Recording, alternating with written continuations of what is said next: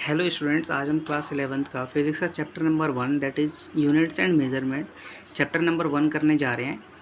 तो इस चैप्टर के अंदर सबसे पहले हम चैप्टर की हेडिंग को ही क्लियर करेंगे कि यूनिट क्या होती है और डायमेंशन क्या होती है। सबसे पहले हमारे पास यही दो टर्म्स हैं इसके अंदर जिसको हमें समझना है ताकि हमें पता चल जाए कि चैप्टर में आगे क्या होने वाला है। तो चैप्टर में आगे प्रोसीड करने से पहले हम इन्हीं चीज़ों को समझेंगे।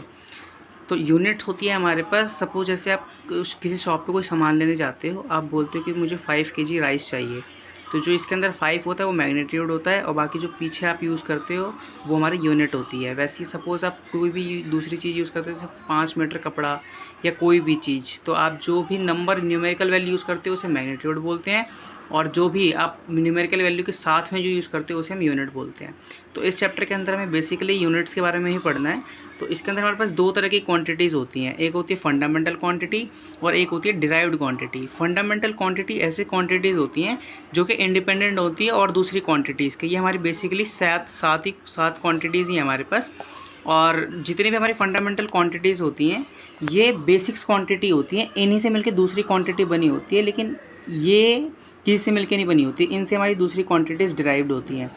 तो हमारे पास बेसिकली 7 ही फंडामेंटल क्वांटिटी हैं जो आप देख पा रहे होगे, जिसके अंदर हमारे पास mass, length, time, temperature, kelvin, temperature, electric current, luminous intensity, amount of substance, ये सारी हैं। और इनकी यूनिट्स होती हैं मास की केजी, लेंथ की मीटर, टाइम की सेकंड, टेम्परेचर की केल्विन, इलेक्ट्रिक करंट की ampere, luminous intensity candela, amount of substance की मोल। तो ये सारी हमारी है फंडामेंटल क्वांटिटीज़। ये सात क्वांटिटीज़ डिराइव करने के बाद दो क्वांटिटीज़ और बाद में डिराइव करी गई थी जो कि एंगल से रिलेटेड है। तो हमारे पास दो क्वांटिटी जिसे हम सप्लीमेंट्री क्वांटिटी बोलते हैं। पहली हमारे पास प्लेन एंगल, दूसरी है सॉलिड एंगल। प्लेन एंगल की जो यूनिट होती है वो होती है रेडियन और सॉलिड एंगल की जो यूनिट होती है वो होती है स्टेरेडियन। इसके साथ साथ आपको कुछ कन्वर्जन भी याद करने की जरूरत होगी इस चैप्टर में आपको, जैसे कि सेंटीमीटर जो होता है वो 10⁻⁻2 होता है और हमारे पास मिलीमीटर होता है 10⁻³ और नैनोमीटर 10⁻⁻6 और एंगस्ट्रॉम होता है 10⁻⁻10। माइक्रोमीटर होता है 10⁻⁻6, वो मैं लिखना भूल गया लेकिन आप याद कर लेना। दूसरी हमारे पास क्वांटिटी होती है दैट इज़ डिराइव्ड क्वांटिटी। तो ये डिराइव्ड क्वांटिटीज़ ऐसी क्वांटिटीज़ होती हैं in which we derived the quantities from the fundamental quantity. हम उस क्वांटिटी को फंडामेंटल क्वांटिटी से डिराइव करते हैं।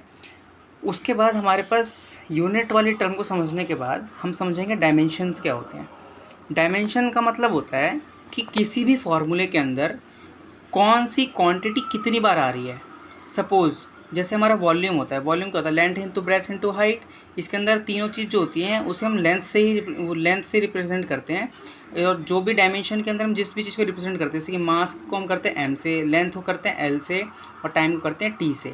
तो जब फर्स्ट आप एग्जांपल देख रहे होगे, जैसे वॉल्यूम का लिखा हुआ है मैंने, वॉल्यूम होता है length into breadth into height, तो तीनों को हम डिस्टेंस से ही मेज़र करते हैं मीटर, तो उसको हम लेंथ ले रखा है तो वो हो जाएगा एल का क्यूब। तो हमारा जो डायमेंशनल फार्मूला बनता है वो बनता है L0, एल का क्यूब और T0, क्योंकि हमारे पास यहाँ पे एल ही की हमारे पास यूनिट डायमेंशंस हैं और किसी की नहीं है। सेकंड जैसे फार्मूला है एरिया का होता है S इंटू एस, और इसका जो हमारे पास डायमेंशन फार्मूला होता है दैट इज़ M0 L2 और T की पावर 0। इसे समझने के बाद हम कुछ डिराइव्ड क्वांटिटीज़ के एग्जांपल्स देखेंगे। जैसे हमारे पास कुछ ये आपको याद भी होनी चाहिए, जैसे फोर्स की हमारे पास डायमेंशन जो होती है, dimensional formula that is mL_t-2, acceleration का होता है L_t-2 और वेलोसिटी का होता है L_t-1। उसके बाद हम समझेंगे एनर्जी के डायमेंशनल फार्मूला को। एनर्जी जो होती है वो मास वर्क के इक्वल होती है और वर्क होता है हमारा फोर्स इंटू डिस्प्लेसमेंट, जिसके अंदर हमारे पास जो डायमेंशनल फार्मूला होता है वर्क का वो होता है mL²t-2। तो ये हमारे कुछ डायमेंशंस की बात करी मैंने यहाँ पर कि डायमेंशंस हमारे पास वो होती है जिससे हमें पता चलता है किसी भी फार्मूले के अंदर हमारी कौन सी क्वांटिटी कितनी बार आ रही है। इस वर्क के फार्मूले में हमारे पास मास 1 है और लेंथ हमारी 2 बार है आ रही है और टाइम हमारा भी 2 बार है। तो वैसे उसके बाद हम चलते हैं एप्लीकेशंस ऑफ डायमेंशन। एप्लीकेशन का मतलब कि डायमेंशन का यूज़ क्या है, मतलब किस लिए हम यूज़ डायमेंशंस हैं हमारी। तो सबसे पहले तो हमारी यही चीज़ है कि कोई भी हमारे पास फार्मूला है, जैसे सपोज E=mc² है, ये एनर्जी कंजर्वेशन का फार्मूला है, इसके अंदर हम चेक करेंगे डायमेंशन की हेल्प से कि ये फार्मूला सही है कि नहीं है। तो हम इसके अंदर दो चीज़ लेंगे, LHS और RHS। LHS में से E है =mL2 और T-2 है। और राइट हैंड साइड में m है और c का स्क्वायर। c हमारी स्पीड ऑफ लाइट है और उसका स्क्वायर है, तो m और फिर m का m रहने दिया हमने। स्पीड ऑफ लाइट की जगह स्पीड का हमारा डायमेंशन फार्मूला होता है LT-1, उसका हमने होल स्क्वायर कर रखा है और उसका हमने स्क्वायर कर रखा है। तो हमारे पास जो डायमेंशन फार्मूला लास्ट में जो आता है राइट हैंड साइड में, दैट इज़ m l का स्क्वायर और T-2। तो हमारे पास LHS और RHS दोनों इक्वल आ गए, तो मतलब ये हमारा एनर्जी कंजर्वेशन का फार्मूला बिल्कुल सही है। तो फर्स्ट एप्लीकेशन जो हमारा डायमेंशन का यही है कि हम किसी फार्मूले को चेक कर सकते हैं। दूसरा, हमारे पास अगर कोई भी यूनिट दी हुई है हमको, तो हम उसको एक यूनिट से दूसरी यूनिट में कन्वर्ट कर सकते हैं। सपोज़ हमारी फोर्स की जो यूनिट होती है वो न्यूटन होती है। न्यूटन हमारी SI यूनिट होती है और हमको उस SI यूनिट को चेंज करना होगा CGS यूनिट में, दैट इज़ डाइन होती है फोर्स की हमारी दूसरी CGS यूनिट। तो हम क्या करते हैं, यहाँ पे जैसे मैंने N1 लिया हुआ है, यहाँ पे N1 है और N1 है, ये हमारी न्यूमेरिकल वैल्यू है न्यूटन की और ये इसके तीनों डायमेंशन है M, L और T।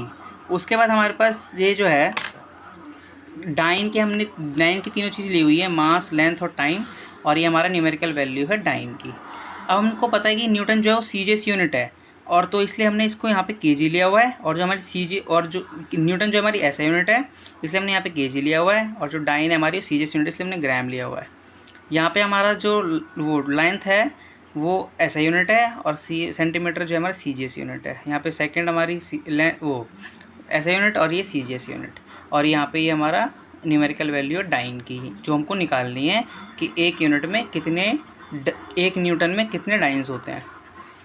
अब हमको यहाँ पे हम देख रहे हैं ग्राम से ग्राम कैंसिल हो गया है, तो यहाँ पे हमारा 1000 बचा, यहाँ पे 100 बचा, सेंटीमीटर सेंटीमीटर कैंसिल, और फिर उसके बाद यहाँ पे 1⁻⁻2 दैट इज़ 1 ही बचेगा। तो यहाँ पे हमारे 10, ये 3 ज़ीरोज़ और 2 ज़ीरोज़, तो हमारा 10⁵ हो जाएगा, और यहाँ पे न्यूमेरिकल वैल्यू जो आएगी हमारी वो 10⁵ आएगी। तो हमसे इससे यहाँ से ये पता चलता है कि 1 न्यूटन में हमारे पास 10⁵ डाइन्स होते हैं। That is our second applications of unit and dimension. उसके बाद हम चलते हैं अपने थर्ड एप्लीकेशन पे। थर्ड एप्लीकेशन जो है वो आपका ये है कि आपको कोई भी चीज़ दी होगी कि ये इसके डायरेक्टली प्रोपोर्शनल है, वहाँ से आपको उसका फार्मूला निकालना होगा। सपोज़ ये आप ये पेंडुलम को जानते होगे, ये पेंडुलम जो है ये पेंडुलम है और ये अपनी ये इसकी मेन पोजीशन होती है और ये इसकी एक्सट्रीम पोजीशन होती है, ये जहाँ तक जाता है। और इससे ये हमारा टाइम पीरियड दिया हुआ है, टाइम पीरियड है और ये डिपेंड कर रहा है लेंथ पे, और ये पेंडुलम का जो टाइम पीरियड है वो मास पे भी डिपेंड कर रहा है। टाइम और का जो हमारा टाइम पीरियड जो है हमारा पेंडुलम का, वो हमारा ग्रेविटी पे भी वो डिपेंड कर रहा है, एक्सेलरेशन ड्यू टू ग्रेविटी पे। अब एक्सेलरेशन ड्यू टू ग्रेविटी हमारी जी से डिनोट करते हैं हम उसको। अब हम क्या करेंगे, इस फॉर्मूला निकालने के लिए हम तीनों को कंबाइन करेंगे। तो कंबाइन करने के बाद क्या होगा, टी जो होगा डायरेक्टली प्रोपोर्शनल होगा किसके, एल के, एम के और जी के, इन तीनों की पावर ABC मान लेंगे हम, और जो हमारे पास के है वो कांस्टेंट है हमारा यहाँ पर। उसके बाद हमारे पास लेफ्ट हैंड साइड में M0 है, L0 है और T1 है, क्योंकि यहाँ पे T की पावर 1 है।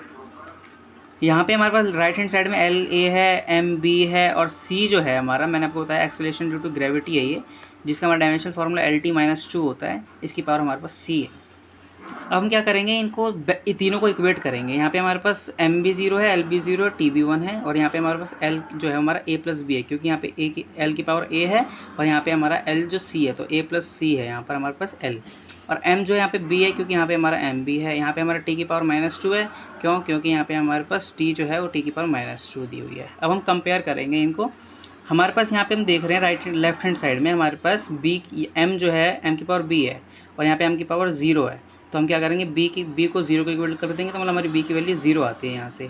फिर उसके बाद हमारा A+C = 0 है, क्यों, क्योंकि हमारे पास L की वैल्यू यहाँ पे A+C है, यहाँ पे L की वैल्यू 0 है, तो हमने A+C = 0 कर दिया।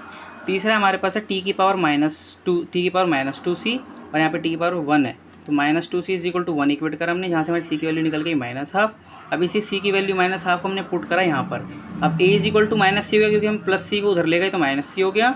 अब हमने C की -C की वैल्यू रखी यहाँ पर, तो जो दैट इज़ -1/12, और फिर यहाँ से हमारी A की वैल्यू निकल के आती है, दैट इज़ 1/2। तो हमारा जो ओवरऑल जो फार्मूला बनता है यहाँ से, L के T = K, L की पावर हमारी हाफ है, M की पावर 0 है और G की पावर -12 है, जो यहाँ से हमने निकाली है अभी। उसके बाद हमारे पास T = K और ये हाफ हमारा जो उधर जाके रूट में हो जाएगा, तो √L/√G, और इज इक्वल टू हमारे पास के हमारे पास कांस्टेंट है, तो ये हमारा रूट एल अपॉन में जी हो रहता है, और इसी के कांस्टेंट को हम 2 पाई बोलते हैं, दैट इज टी की T is equal to root L by g हमारा फार्मूला होता है। ये हमारा रैपिड रिवीजन था क्लास 1 चैप्टर 1 का फिजिक्स का, और होप आपको समझ में आया। आपको कोई भी क्वेरी डाउट हो तो आप कमेंट सेक्शन में पूछ सकते हो। Thank you, thanks to all.